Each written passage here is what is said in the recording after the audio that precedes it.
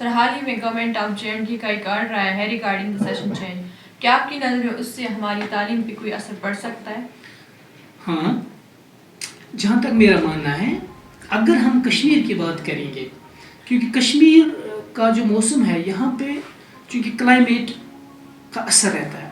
اب جو کہ 3 مہینے کے لیے اسکولز بند ہونے والے ہیں، تو 3 مہینے تک کے بچے جو ہے یہ اسکول کلاس کتابوں سے اسکول سے دور رہ جائیں گے، تو یہ نہیں پڑھ پائیں گے، کچھ اپنا کام نہیں کر پائیں گے اس حساب سے.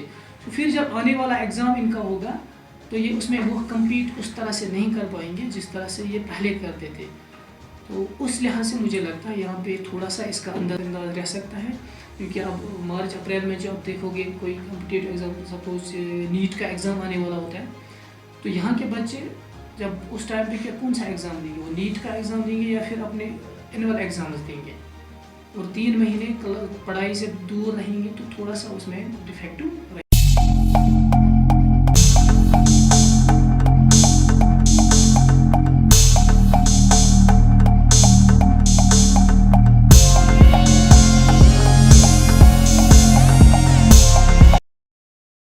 Assalamu alaikum dear viewers, I am Peer Sirat and I am in 9th standard.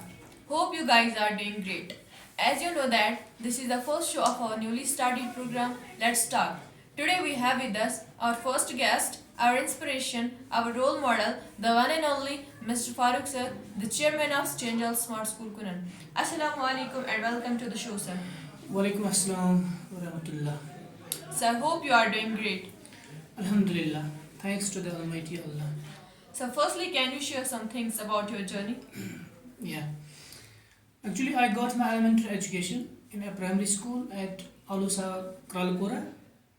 Then after my 10th at BHS Pansgam, I took my graduation in GDC Kopara and then my master's in Kashmir University, Department of Sociology and Social Work in 2010. Besides pursuing my BEd in 2012, I entered into this field and started this institute in 2012 here. Since I'm here. So why you choose only this field?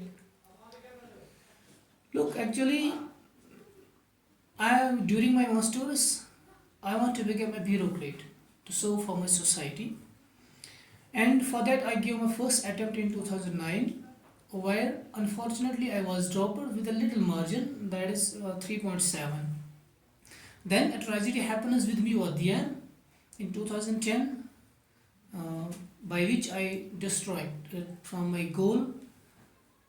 Then after the completion of my masters, I thought why shouldn't contribute my part for the development, for the betterment of the society. And I thought that education is the main route for any kind of development or any kind of betterment. So I entered into this field. And secondly, the teacher is one who builds the nation. The teacher is one who generates the doctors. The teacher is one who generates the bureaucrats. So it's a noble profession. So I entered into this field, that's why. So what was in your mind before starting such kind of program? Look, actually I want to see these little stars at the top in every field. I always try my best to provide all the facilities for all-round development. Whether it is seminars, it's supports, the debates or something else, I always try to provide an opportunity to these blooming birds to highlight their hidden talent. That's why. سر حال ہی میں آپ نے clean drive and drug deaddiction drive کیا، کیا سوچ کے کیا؟ دیکھو ہمارا مقصد صرف ایک ہی تھا اس کے پیچھے کہ ہم اپنے سماج کو، اپنے گھر کو کیسے اس ڈرگس جیسی مہلک بیماری سے پاک رکھیں، دور رکھیں.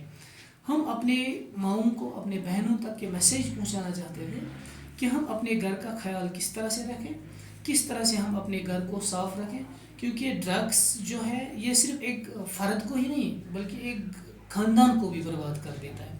تو بچوں کے ذریعے سے یہ میسیج آرام سے تمام سوسائٹی میں پہنچ جائے گی اور بچوں کو بھی پتہ لگے گا کہ نہیں یہ غلط ہے، ہمیں اس غلط کام سے اپنے آپ کو دور رکھنا ہے. تو وہی اس کا مقصد تھا. سر کیا آپ کو سٹی کے اسکولز اور گاؤں کے اسکول میں کوئی فرق لگ رہی ہے؟ نہیں. جہاں تک میرا ماننا ہے کہ پڑھائی کی بات اگر ہم کریں گے تو پڑھائی میں مچ بیٹر رورل ایریاز کے اسکولس ہیں as compare to city schools. کیونکہ رورل ایریاز کے اسکولس ہوتے ہیں, یہ جو چھوٹے چھوٹے اسکولس ہوتے ہیں, یہاں پہ زیادہ محنت کرائی جاتی ہے, بچوں کے ساتھ بیٹھ کے پڑھایا جاتا ہے, ان کا ہاتھ پکڑ کے سکھایا جاتا ہے. اور رہی دوسری بات کہ آج کل ہر ایک گاؤں میں اچھی خاصی فیکلٹی بھی ملتی ہے, پڑھے لکھے نوجوان بیٹھے ہوتے ہیں. تو آپ کوئی بھی کمپٹیٹیو ایگزام کا رزلٹ اٹھا کے دیکھ لو, کوئی اس کا آؤٹ پٹ دیکھ لو, رورل ایریاز کا زیادہ بیٹر رہتا ہے اس میں ایز کمپیئر ٹو اس کا سٹی اسکولز کا. تو ایک تھوڑی سی ڈفرینس جو مجھے لگ رہی ہے وہ یہ ہے کہ سٹی کے اسکولز کے ساتھ پیرنٹس کا جو کوآپریٹ ہے نا وہ زیادہ رہتا ہے as compare to rural areas. کیونکہ سٹی کے اسکولز میں پیرنٹس جاتے ہیں, اسکول پہ جاتے ہیں, پتہ کرتے ہیں, لیکن رورل ایریاز میں ایسا نہیں ہوتا ہے. تو باقی پڑھائی کے لحاظ سے کوئی فرق نہیں ہے. سر حال ہی میں گورنمنٹ آف JNK کا ایک آرڈر آیا ہے ریگارڈنگ دا سیشن چینج. کیا آپ کی نظر میں اس سے ہماری تعلیم پہ کوئی اثر پڑ سکتا ہے؟ ہاں, جہاں تک میرا ماننا ہے اگر ہم کشمیر کی بات کریں گے, کیونکہ کشمیر کا جو موسم ہے یہاں پہ چونکہ کلائمیٹ کا اثر رہتا ہے, کلائمیٹ اثر انداز رہتا ہے. اب جو کہ 3 مہینے کے لیے اسکولز بند ہونے والے ہیں, تو 3 مہینے تک کے بچے جو ہے یہ اسکول کلاس کتابوں سے اسکول سے دور رہ جائیں گے, تو یہ نہیں پڑھ پائیں گے, کچھ اپنا کام نہیں کر پائیں گے اس حساب سے. تو پھر جب آنے والا ایگزام ان کا ہوگا تو یہ اس میں وہ کمپیٹ اس طرح سے نہیں کر پائیں گے جس طرح سے یہ پہلے کرتے تھے. تو اس لحاظ سے مجھے لگتا ہے یہاں پہ تھوڑا سا اس کا اثر انداز رہ سکتا ہے. کیونکہ اب مارچ اپریل میں جو آپ دیکھو گے کوئی کمپٹیٹیو ایگزام, سپوز نیٹ کا ایگزام آنے والا ہوتا ہے, تو یہاں کے بچے جب اس ٹائم پہ کیا کون سا ایگزام دیں گے, وہ نیٹ کا ایگزام دیں گے یا پھر اپنے اینول ایگزامز دیں گے, اور 3 مہینے پڑھائی سے دور رہیں گے, تو تھوڑا سا اس میں ڈیفیکٹو رہے گا. دوسرا میرا ماننا ہے, دوسرا اثر ہمارے بے روزگار نوجوانوں پہ پڑے گا. کیونکہ ہمارے بے روزگار نوجوان جو ہے وہ ان 3 مہینوں میں اپنا روزگار کماتے تھے, اپنے لیے 10 پیسے کماتے تھے, ٹیوشن پڑھا کے کوچنگ سینٹرز میں کام کر کے اپنے لیے تھوڑا سا کماتے تھے.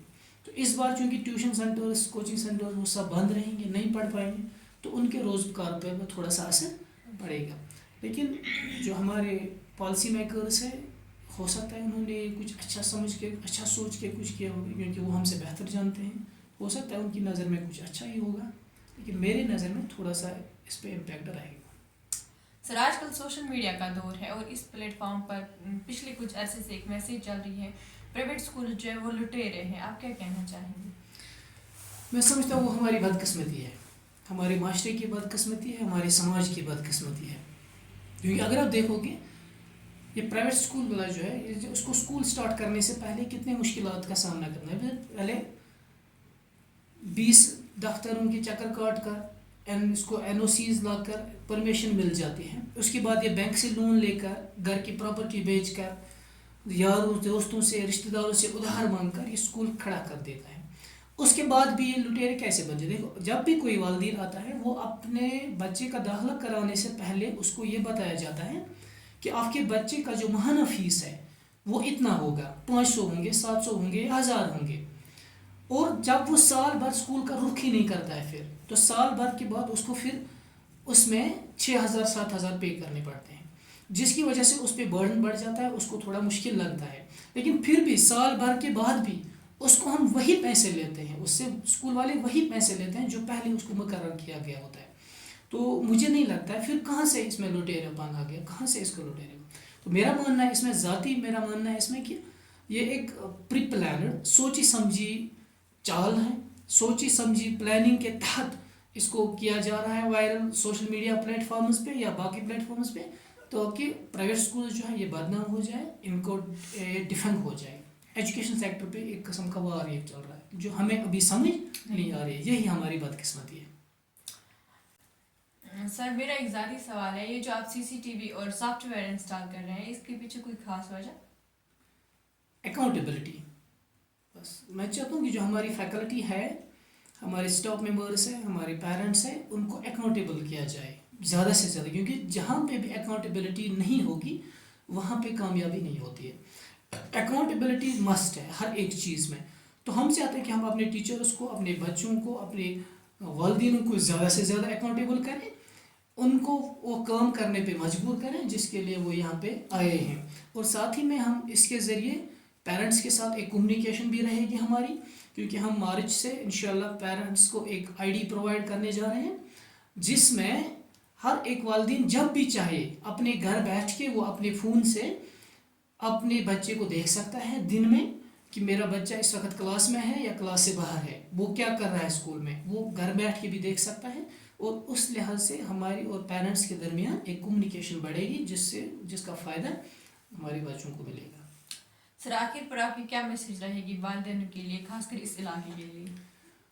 والدینوں کے لیے میری میسیج ہے, میں سب سے پہلے میں ان والدینوں کا شکر گزار ہوں, ان کا شکریہ ادا کرنا چاہتا ہوں جنہوں نے ہم پہ بھروسہ کیا ہے, جنہوں نے ہمارے کندھے سے کندھا ملا کے ہمارے فیملی کا حصہ جو بنے ہیں, ان کا میں سب سے پہلے شکریہ ادا کرتا ہوں.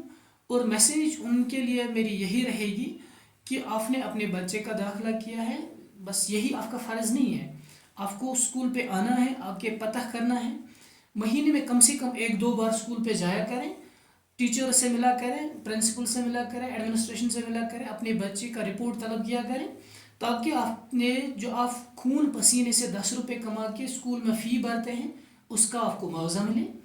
تو یہ آپ کو کرنا چاہیے آگے چل کے. تو رہی بات سماج کی سوسائٹی کے لیے میری یہ میسیج رہے گی کہ جس طرح سے ان والدینوں نے ہمارے ساتھ کندھے سے کندھا ملایا ہے, جس طرح سے یہ والدین ہماری فیملی کا حصہ بنے ہیں, آپ بھی آ جائیں, ہمارے ساتھ جڑ جائیے, ہماری فیملی میں ممبر بن جائیے, ہمارے کندھے سے کندھا ملا کے اپنے بچوں کا مستقبل کے ساتھ ساتھ اپنے سماج کو بھی آگے بڑھانے میں ہماری مدد کریں. Okay, thank you sir. Thank you.